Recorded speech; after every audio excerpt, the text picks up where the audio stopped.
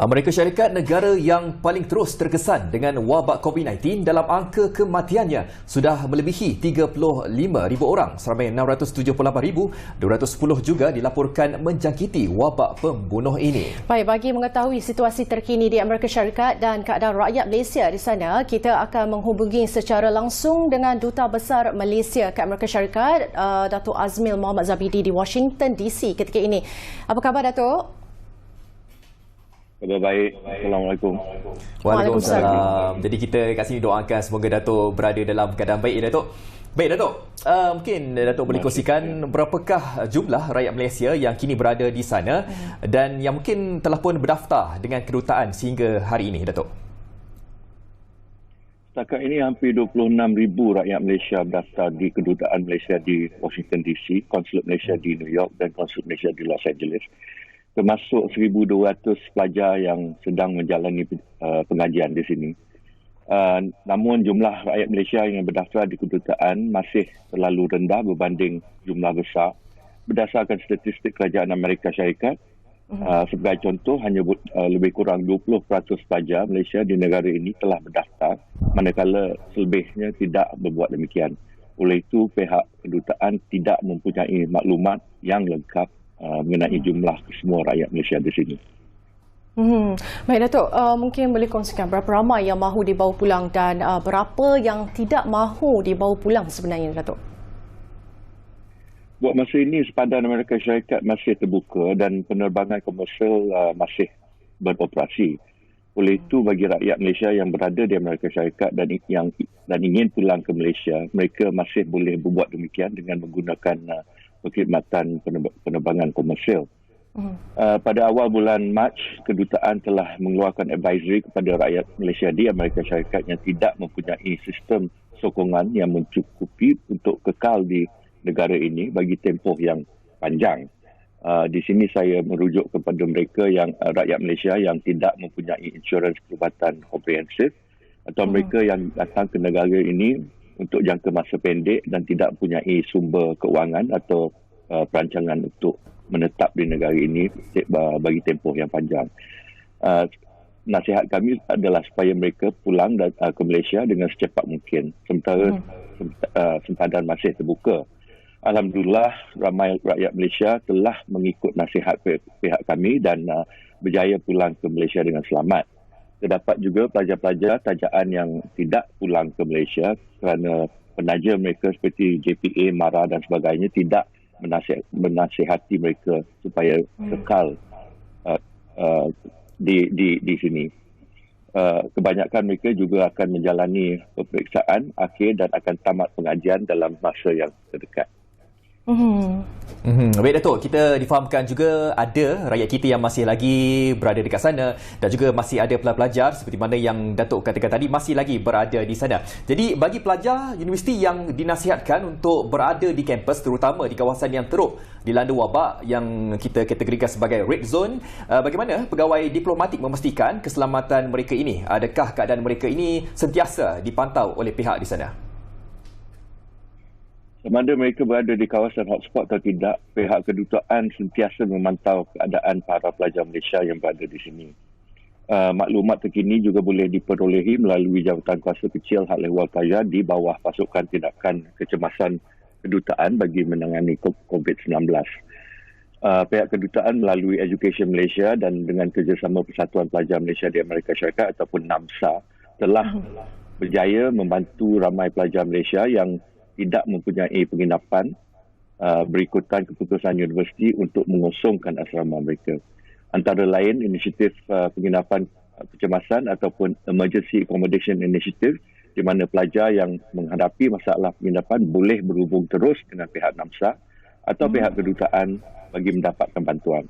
Pihak kedutaan juga menasihati pelajar yang mempunyai masalah penginapan agar berunding semula dengan pihak universiti dan mengemukakan rayuan.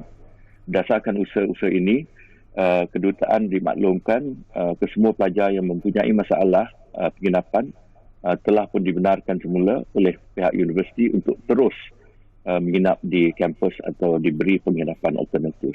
Selain itu, pihak kedutaan juga sentiasa menyampaikan maklumat terkini kepada para pelajar Malaysia sama ada melalui laman web ataupun media sosial. Baik. Mungkin Datuk boleh kongsikan apakah kekangan yang dihadapi pejabat kedutaan bagi dalam memastikan keselamatan rakyat Malaysia di sana, Datuk?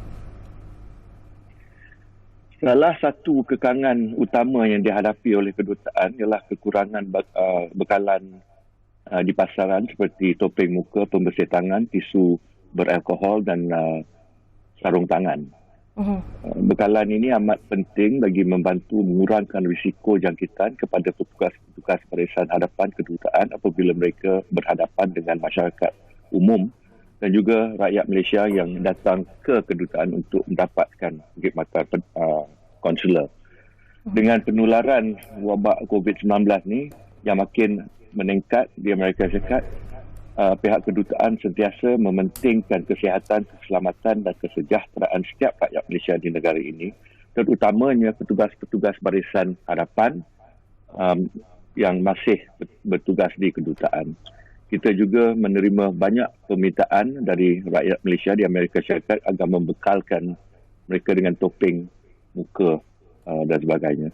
Dalam hubungan ini, inisiatif Menteri Luar yang berhormat Datuk Seri Syamuddin Tun Hussein bagi melancarkan Malaysia's Diplomatic Equipment Stockpile ataupun MDES amatlah dialu-alukan bagi melindungi kaki tangan kedutaan yang meneruskan kerja mereka dalam memberi perkhidmatan konsular yang amat diperlukan untuk rakyat Malaysia di negara ini.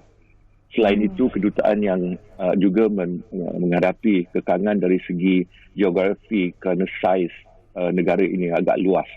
Oleh itu, pihak kami tidak dapat melawat atau bertemu secara langsung rakyat Malaysia yang tinggal jauh dari kedutaan atau pejabat-pejabat konsulat.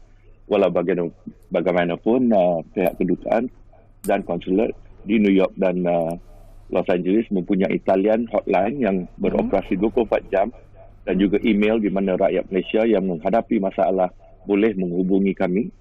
Dan satu lagi kekangan yang dihadapi oleh kedutaan ialah ketiadaan maklumat yang lengkap mengenai rakyat Malaysia di negara ini kerana masih ramai yang tidak berdaftar dengan kedutaan ataupun pejabat konsulat.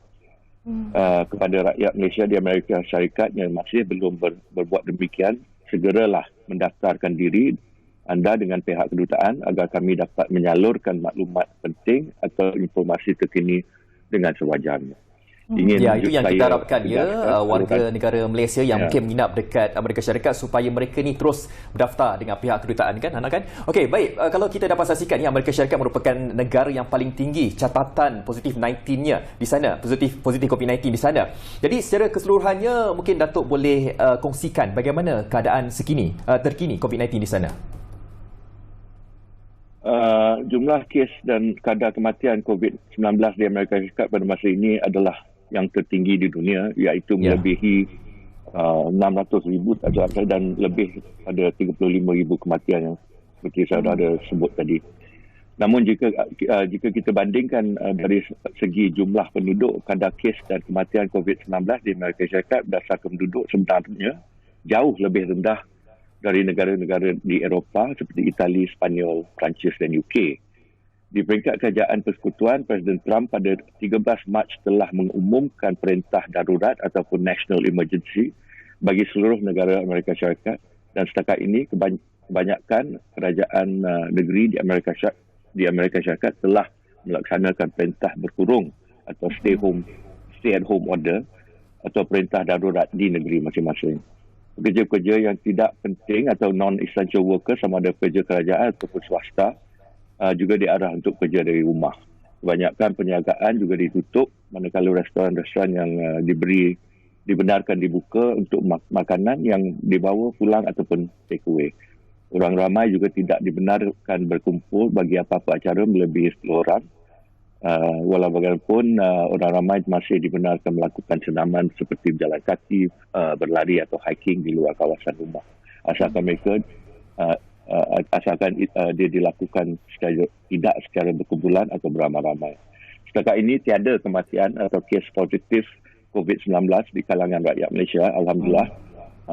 Saya menyeru agar semua rakyat Malaysia di Amerika Syarikat agar sentiasa menjaga diri dan mematuhi langkah-langkah pencegahan yang telah dikeluarkan oleh Kerajaan Persekutuan dan kerajaan tempatan demi keselamatan dan kebajikan mereka. Baik, terima kasih Datuk Azmil Mohamad Zabidi, Duta Besar Malaysia ke Amerika Syarikat. Baik, kita akan kembali selepas ini.